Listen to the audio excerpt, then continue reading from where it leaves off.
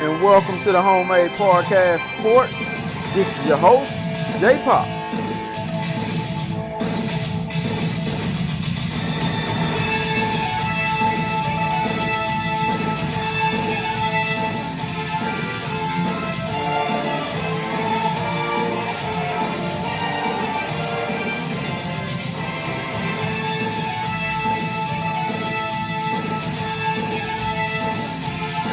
And welcome back to the Homemade Podcast Sports with your host, J Pops.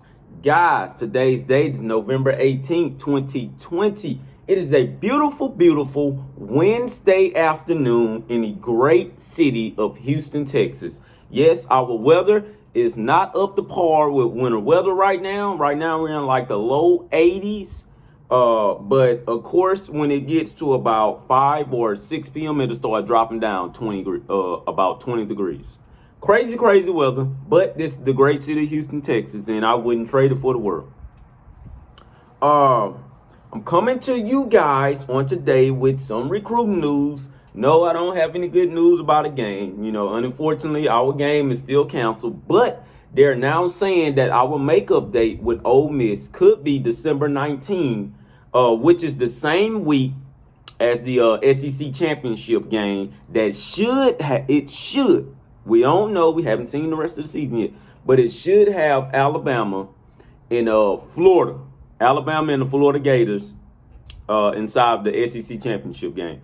Don't know how that's going to affect Alabama and LSU, but that is yet to be talked about and discussed. But also, once again, for the people that did not know, Will Muschamp has been let go at South Carolina. Yes, that has nothing to do with Texas A&M, but could it potentially have something to do with Texas A&M? Could Jimbo Fisher go out and get Will Muschamp to be a defensive analyst for Texas A&M? If you guys don't know, but I'm pretty sure you guys do already, this is Nick Saban's this is Nick Saban's strength part of his head coaching tenure at Alabama. This is the same thing Nick Saban does. Yes, it's going to be like a copycat repeat, but hell, who doesn't copycat coaches inside of college football in the NFL? So could he potentially come and be a defensive analyst? Could that potentially be the answer to having a consistent 10-win season at this Texas A&M program going forward? Who knows? But we will find out. In my opinion, I told you guys on a couple of podcasts before when we had played South Carolina. I told you guys how I felt about him. He's not a very good head coach, and I know that for sure. But I believe that he's not a good head coach on a Power 5 level. So, let me rephrase that. Outside of the Power 5, I believe he will maybe thrive there, something like Jim McElwain. But at the same time, man, Jim McElwain was a good head coach for Florida, and he took those guys to the SEC championship and won 2 SEC East titles. So you cannot sit up there and compare him and Jim McElwain for anybody out there that was actually, just trying to do so. Him and Jim McElwain are not the same type of coaches. Jim McElwain is just a tad bit better than him, but both of them had no offense. None at all. And in this day and age, you have to score somewhat points, or if you ain't going to score any points, your defense really has to be a shutdown defense. So like I say, that's just a suggestion. Could he potentially be looking at that analyst spot for Texas A&M and just come to be a part of Jimbo Fisher's staff? I mean, it wouldn't hurt us. It wouldn't hurt us at all. He could potentially, add in some stuff, put in some stuff. Probably, most likely go out and do a little bit of recruiting, and things like that. So I mean, it wouldn't hurt to give it a shot. Now, so far as the Ole Miss game being pushed back to actually December 19th, no, that would not predict any chances for if anybody had any that would not predict any chances for Texas A&M potentially getting into a expanded playoff type of deal. They would not extend. They would not expand the playoffs, people. For anybody out there that's thinking that and probably just still believing that they're going to expand the playoffs. Well, I'm here to tell you, people, they would not be They would not be expanding the playoffs, none whatsoever. And in my opinion, I believe they would not expand the playoff maybe for another 10 years or so. But as of right now, they are pretty good with just only 4 teams. Hey, that's in most cases that's not fair, but at the same time, it is what it is. We knew what was going to be when they made these playoffs. Everybody was excited the first year, and then it got to the second year. Then it really got to like the third year when everybody started kind of crying because the simple fact that UCF had went undefeated. And it was mainly UCF that done most of the crying because they were undefeated and they couldn't get into the playoffs. It is what it is. If you're going to be into the playoffs, all I can recommend to you is that you have a hell of a schedule. That's hard to say when you see Alabama and Clemson don't have a hell of a schedule, but then again, they get up to those top rankings and they live there until somebody potentially just knocks them off of the throne. LSU done it last year. They got up there to the top 5 and they lived there for the whole season and went undefeated. So it is what it is. I know, that doesn't say anything, that doesn't make any sense when you had UCF go undefeated and potentially, annihilated their whole conference. Yeah, but at the same time, was it anybody in their conference to talk about? I mean, those are things you got to look at. When you put UCF and Alabama on the same scale up against each other, that same thing with Auburn. Put those guys on the same scale up against each other, they knocked off athletes that were 4- and 5-star recruits. UCF knocked off athletes that were 3 stars and under. It's like I said, it's a lot of people that say, "Oh man, rankings about the stars." That yes, they do. Yes, they do. At the same time, it matters. At the same time, it matters about how you develop these guys into what they can be as opposed to what they came in as. So I understand that part as well, but at the same time, you have to look at the type of athletes that you're playing in each conference. UCF in that conference, they don't have many athletes that they're playing against. Some of those guys are walk-ons. You know what I mean? So you just have to weigh the pros and the cons with this thing, man. But anywho, let's move along from that. Let's get into some things. And if you guys did not see the press conference with Jimbo Fisher and stuff like that, I want you guys to just go back and look at it. But he said some positive things, and of course they asked him about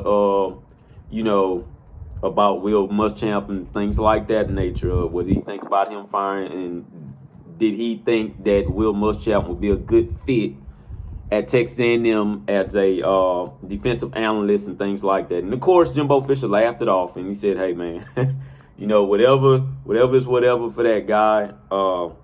As of right now, that should be like the last thing on his list and stuff like that." So also he talked about the preparation into being in a COVID-19 bye week. Those guys have to stay active. We have to keep our players active. That is the only way that those guys will come out with a mindset on next week and know that, hey, it's a game. Although we didn't play 2 games prior to this game, but it's still a game that we have to play coming up. You cannot overlook that. We will not overlook that. I believe, the next game on our schedule is LSU, of course. So we aren't overlooking LSU by far, regardless to what their record looks like and regardless to what their defense looks like. We're not overlooking LSU at all, and we will not overlook LSU. LSU comes down to Aggie land, and please believe me, that same section that everybody complains about when they come down, that they complain about this year, rather, that section would still be jam-packed.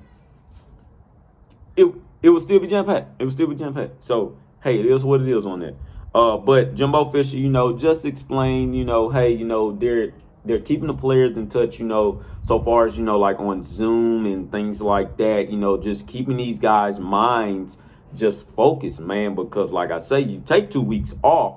That's pretty hard to focus for. Also, I did not think about this. So they say that they were going to postpone the game for Ole Miss on till December 19th.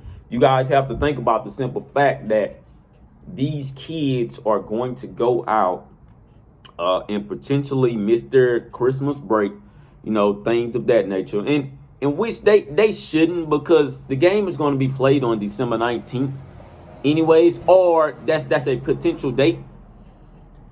They should be able to still go home, and enjoy their families for the Christmas break, of course, the New Year's break and things like that of that nature. So it shouldn't affect them. It shouldn't affect them at all. Us Aggie fans and the Aggie players as well are just hoping to get a game to just continue to build their resume, especially against Lane Kiffin, because if that defense can go out there and shut down Lane Kiffin's offense, then that will say a lot about where this Aggies defense has come, has came so far as this year. So we're hoping to see that. We're hoping to see a defensive stand come next game against LSU as well.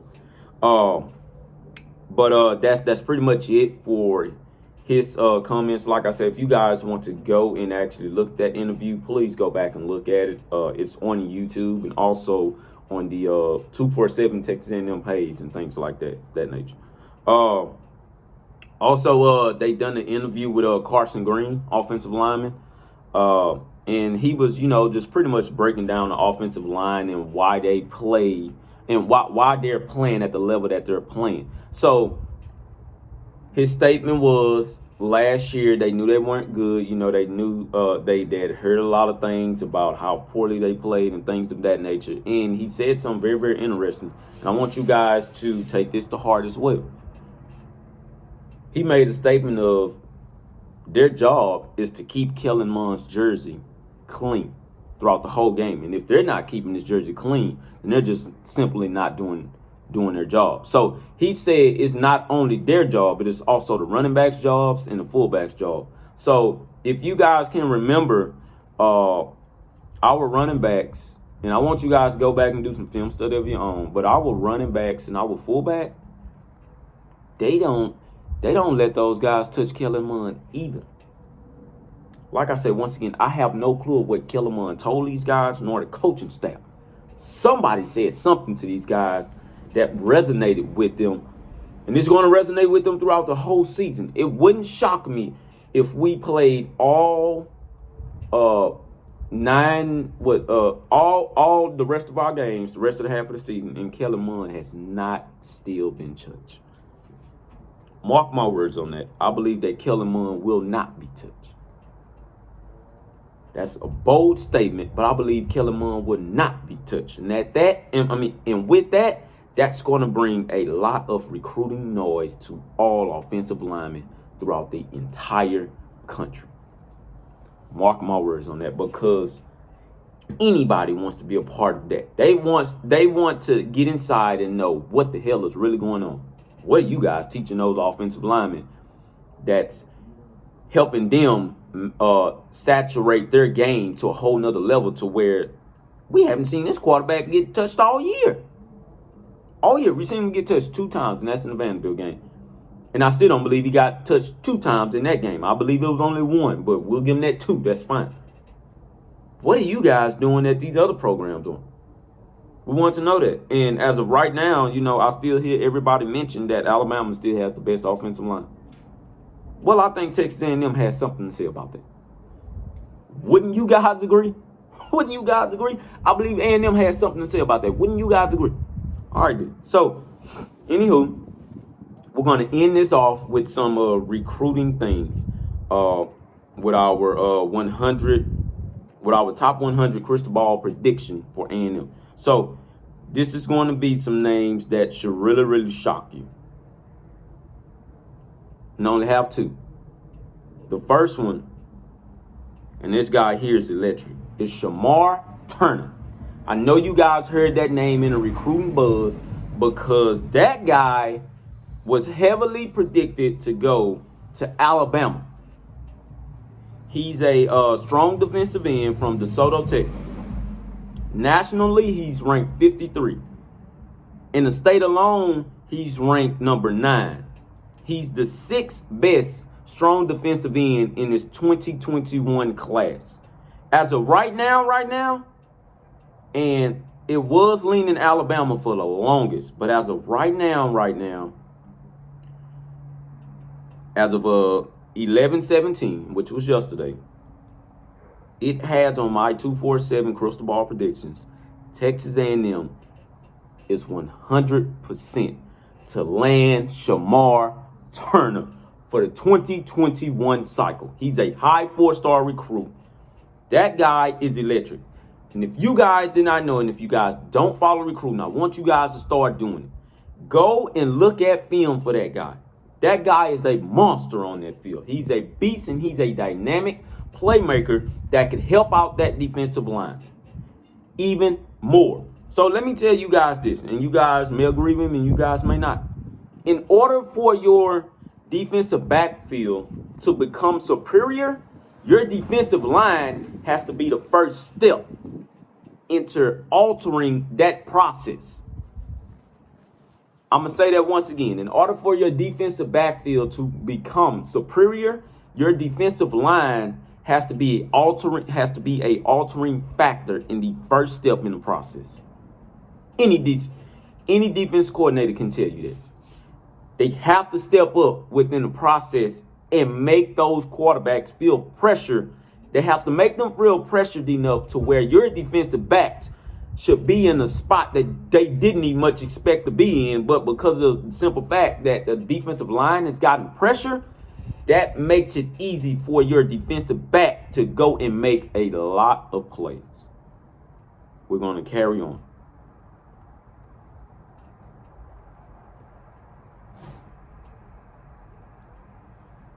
Also, this guy here is going to shock you as well. I told you I only had 2.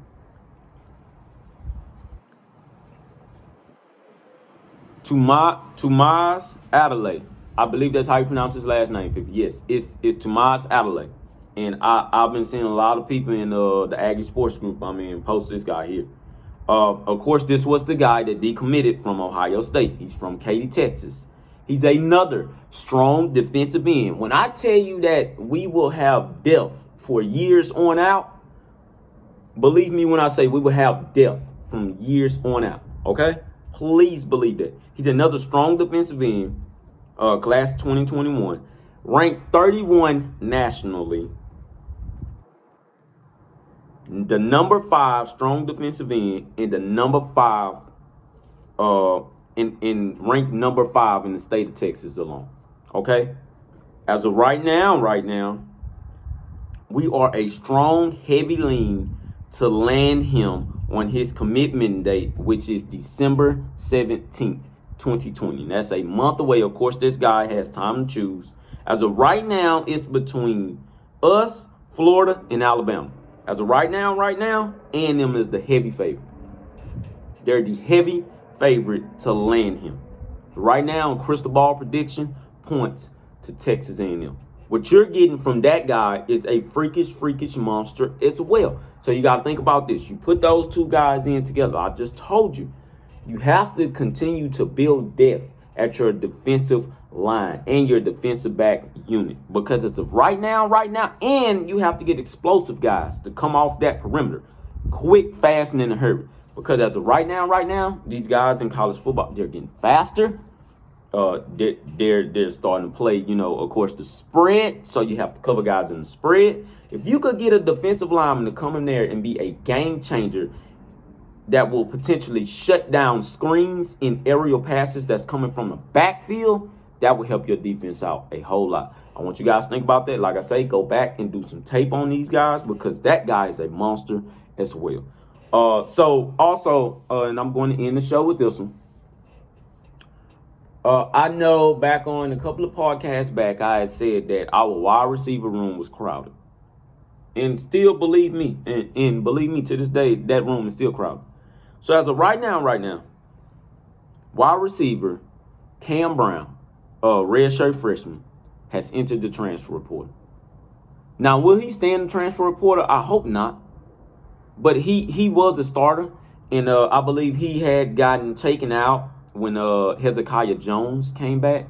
So Hezekiah Jones is now the perennial starter, and that's due to Hezekiah Jones just having a ton of experience, because he's an actual junior. So that's just him by having a ton of experience. Also, I don't know if Kam Brown may have got beaten out by Chase Lane and Chapman, and others. So, that's just something to think about as well. But Kam Brown has now entered the transfer portal.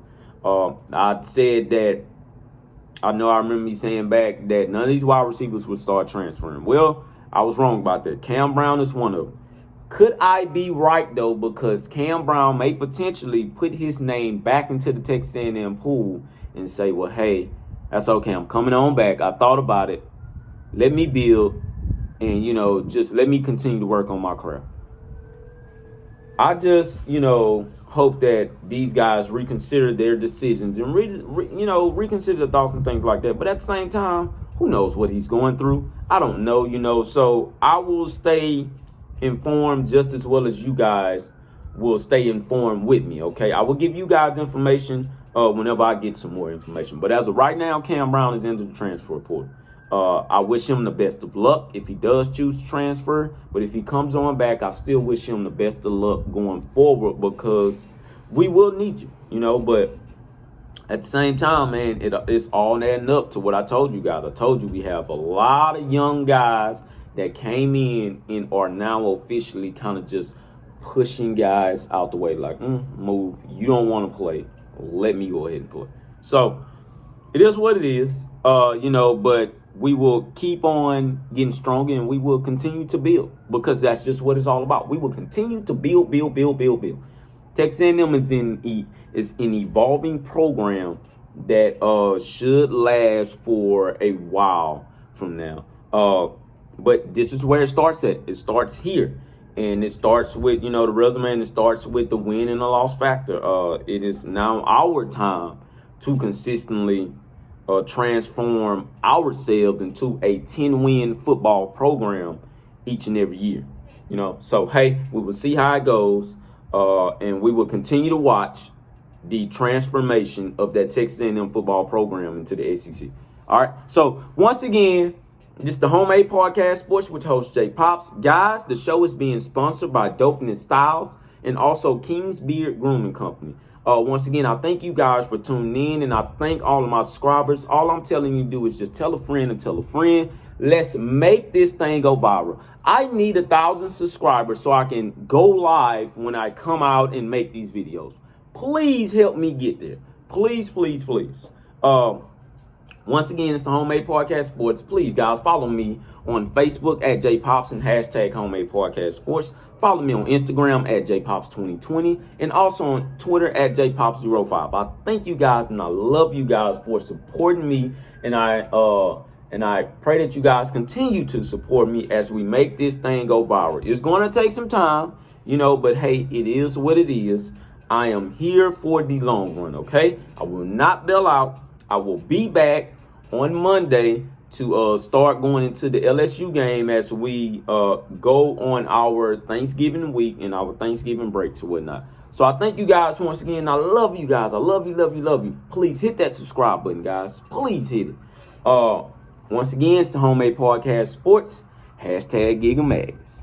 And thank you guys for tuning in to the hashtag Homemade Podcast Sports. Please, guys, subscribe to the YouTube page and also follow me on Twitter at JPops, on Instagram at JPops, and also on Facebook at hashtag Homemade Podcast Sports. Thank you guys once again. Hashtag Gigamags.